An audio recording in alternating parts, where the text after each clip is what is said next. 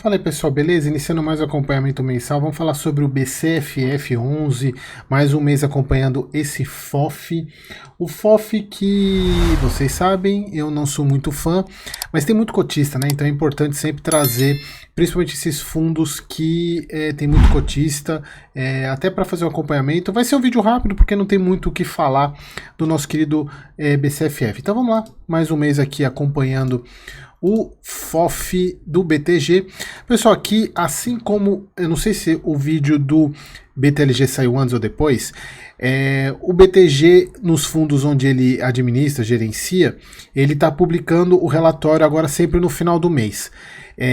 Por exemplo, eles publicaram no final de maio e agora publicaram no final de junho. Nada mais do que obrigação e ainda assim ainda tá demorado, porque eles colocam aqui junho, porém o relatório é de maio, tá? Porque ele é da competência de maio com efeito caixa em junho.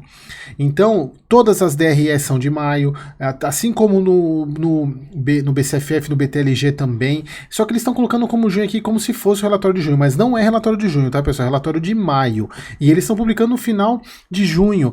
E teve gente que comparou, não, agora tá que nem a Kinea CSHG, pelo amor de Deus, né? CSHG, a Kinea publica o relatório do KNRI no dia 1º, dia 2, referente ao mês anterior, ao mês competência.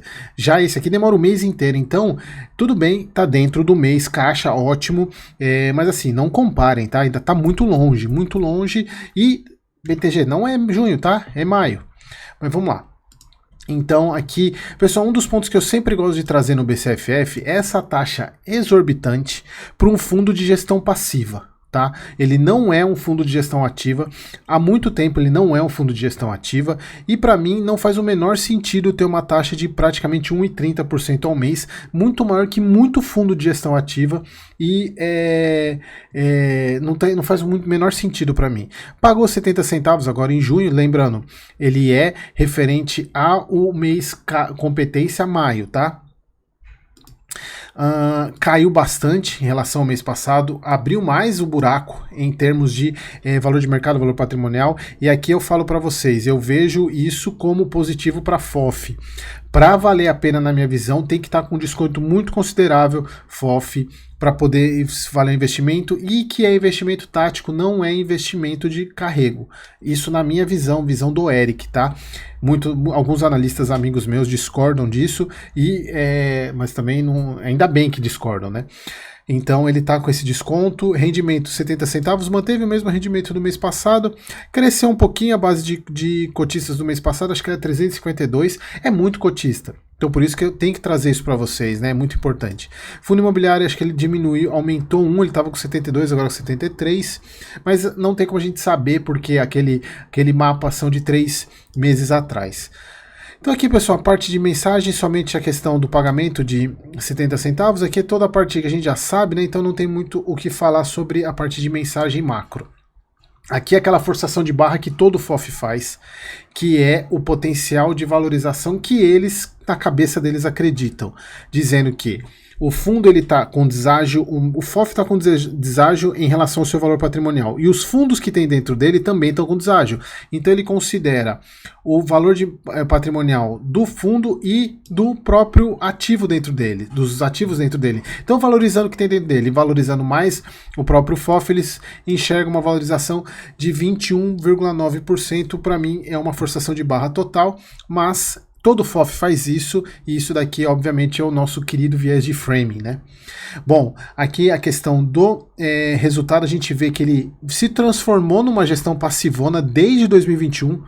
Aqui no último semestre do ano passado, ele fez um pouco de ganho de capital, 11%, mas voltou a cair agora no primeiro semestre. Mas aqui, desde cá para cá, virou um fundão de gestão passiva. Por isso que eu falo para vocês que para mim não tem sentido comprar aquela taxa de administração. Ele sempre, todo FOF gosta de falar sobre essa questão de menor representatividade do ganho de capital. Para mim, a menor representatividade, tem alguns que na verdade colocam uma menor dependência. Quando coloca menor dependência, é a menor capacidade de fazer, tá? E a gente vê isso em outros fundos de papel que tem uma carteira grande de FOF, como eles conseguem girar, porque que o BCFF não consegue. Eu já vou explicar o porquê. Na verdade, eu já venho explicando isso em todos os meses. Pessoal, essa parte de análise das principais posições, eu já fiz isso, já analisei uma por uma aqui. Vocês voltem uns 3 ou 4 relatórios, acho que 3 relatórios atrás, que ele começou, que ele incluiu esse slide aqui explicando a questão de cada uma das estratégias. Eu não vou falar de novo, né? Lembrando, você que é novo aqui no canal, eu acompanho todos os meses os fundos, então é uma novela.